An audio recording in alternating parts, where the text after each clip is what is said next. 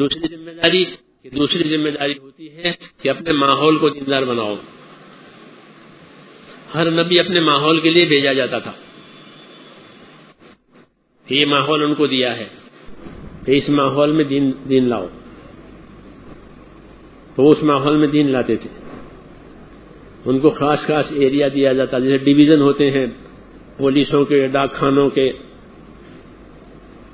ایسے ہی نبیوں کو دیا جاتا تھا کہ اس ماحول کو دیندار بناؤ. تو اس ماحول کو دیندار بناتے تھے، اس ماحول میں محنت کرتے تھے، اس ماحول میں دین پر جینے والے پیدا کر دیتے تھے، وہ تیار کرتے تھے. اب وہ نبی تو کوئی آئے گا نہیں، تو اپنے ماحول کی دینداری بھی کہ ہمارے ذمہ آئے گی. اس لیے جو لوگ ماحول میں دیندار ہیں وہ اپنے ماحول کو دیندار بنائیں. ماحول وہ کہلاتا ہے جہاں اپنی ضروریات کے لیے آدمی جاتا ہے. اگر یہ آدمی تجارت کے لیے کلکتہ جاتا ہے تو اس کلکتہ اس کا ماحول ہے. کیوں کہ اپنی ضرورت کے لیے جاتا ہے تو اس کو وہاں دین کی ضرورت پڑے گی. کیوں وہاں بے دینی ہوگی تو اس پر اثر پڑے گا.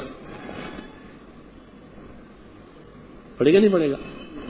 اس لیے اس کام میں یہ طریقہ ہے کہ اپنا ماحول قریب کا بھی ہوتا ہے، بعید کا بھی ہوتا ہے. کیونکہ ہم ضرورتوں کے لیے قریب بھی جاتے ہیں، بعید بھی جاتے ہیں.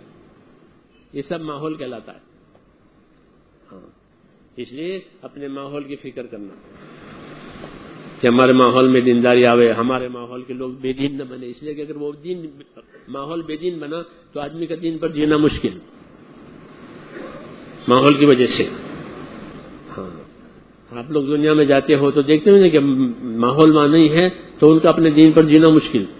ہم امریکہ میں تھے سن 80 میں، تو ہمارے ایک ڈاکٹر صاحب تھے، پڑوس کے تھے، دیندار آدمی تھے.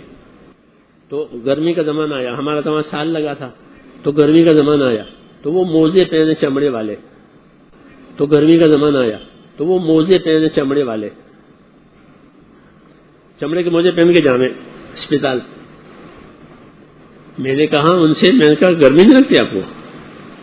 کہ مول صاحب وہاں پاؤں نہیں دھو سکتے، پاؤں نہیں دھو سکتے. اسپتال وہ ٹپ ہوتے ہیں، ٹپ ہاتھ دھونے کے، تو ٹپ میں ہاتھ دھو سکتے ہو، پاؤں نہیں دھو سکتے. ہم لوگ اناڑی، ہماری جماعت سب انگوٹھا چھاپ تھے ہم لوگ. تو ایک ہمارے ساتھیوں نے وہاں ٹپ میں پاؤں دھو لیے. وہاں ایک ایریا ہوتا ہے کیفیٹیریا، وہاں لوگ چائے پانی کرتے ہیں، گاڑیوں والے اور یہ سب. تو وہ صاف ستھرا ہوتا ہے. تو ہم تو وضو کرتے ہیں تو وہ پاؤں اٹھا کے پاؤں دھوتے ہیں اسی ٹب میں. او ہو، تو ہمارے 2 ساتھیوں نے پاؤں دھو ڈالے اندر. تو کمپلین ہوئی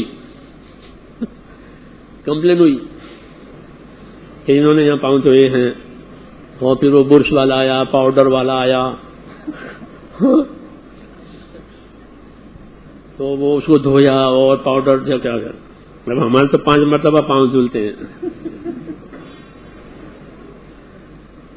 تو ہمیں نہیں معلوم، ہم پر یہ گزری جب پتہ چلا ان کا، تو وہ کہ اسپتال میں پاؤں نہیں دھو سکتے. تو میں وضو کر کے مسا کر لیتا ہوں. تو پاؤں دھونا بھی مشکل ماحول نہ ہونے کی وجہ سے. ہاں، ماحول کی. اس لیے نبی ماحول بناتا کہ اس ماحول میں سب دین پر جیئیں. ماحول ہوا تو سب دین پر جیئیں گے. جیسے سردی میں سب کو سردی لگے، گرمی میں سب کو گرمی لگے، ایسی دین کا ماحول تو سب کو دین لگے گا. منافق بھی حضور کے زمانے میں نماز نہیں چھوڑتے تھے اور آپ کے ساتھ غزوات میں بھی جاتے تھے بغیر اخلاص کے. نفاق ہے، مگر ماحول ہے نا تو چھوڑ نہیں سکتے، نہیں تو ان کا کھل جاتا ہے. تو وہ آپ کے ساتھ غزوات میں بھی جاتے تھے. ہاں، اور کوئی مال خرچ کرنے کی فرمائش ہوئی تو مال بھی دیتے تھے اور نماز میں بھی آتے تھے. کیوں؟ ماحول ان کو مجبور کر دیتا تھا. اندر نفاق ہے. تو ماحول بنانا ہمارے ذمے ہے. اس لیے اپنی دینداری کو حرکت میں لانا ضروری ہے. جب حرکت میں دینداری آئے گی تو ماحول بنے گا. حرکت کو اور دعوت کو ہر کام کے ساتھ جوڑا گیا ہے. علم دعوت کے ساتھ، ذکر دعوت کے ساتھ، عبادت دعوت کے ساتھ، اخلاق دعوت کے ساتھ، سب چیزیں دعوت کے ساتھ، تاکہ یہ سب چیزیں پھیل جاوے. جیسے جاری پانی میں کوئی چیز ڈالو تو وہ بہہ جائے گی. جاری پانی ہوتا ہے نا، اس میں کوئی بھی چیز ڈالو وہ چلے گی.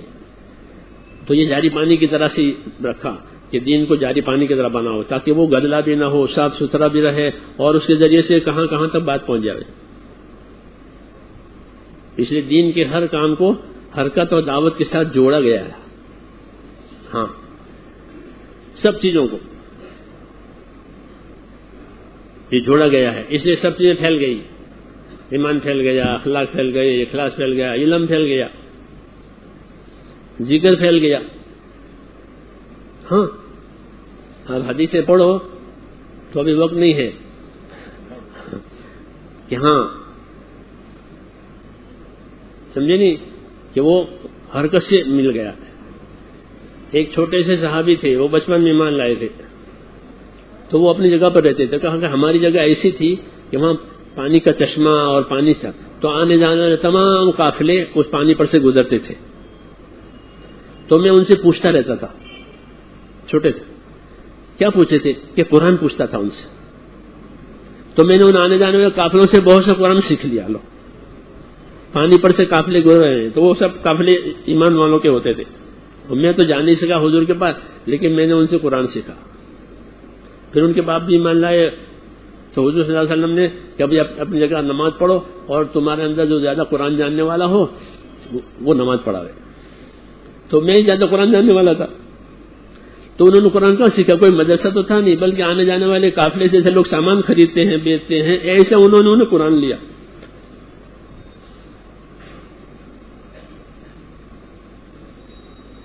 قرآن شریف کو بھی حرکت دی،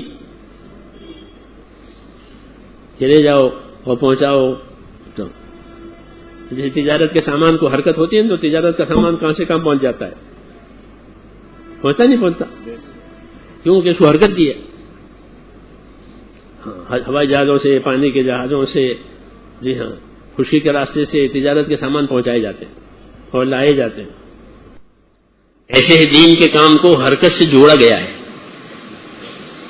تاکہ ہر خیر پھیل جاوے، ہر خیر پھیل جاوے. تو ماحول میں پہنچ جاتی وہ، اور اگر اس کو سکڑ کے رکھ دو تو پھیلے گی نہیں. وہ ماحول اس کے خلاف بنتا چلا جائے گا، تو اپنے علم پر عمل کرنا مشکل ہو جائے گا. اپنے دین پر چلنا، جیسے میں نے ڈاکٹر صاحب کی طرح پابند ہو سکتا. ہاں، پابند ہے. بزرگوں سے اس کا تعلق تھا، مولانا احمد علی صاحب لاہوری سے ان کا تعلق تھا، ان کے بیٹوں سے. لیکن اب ماحول کہاں کا، امریکہ کا. ہاں،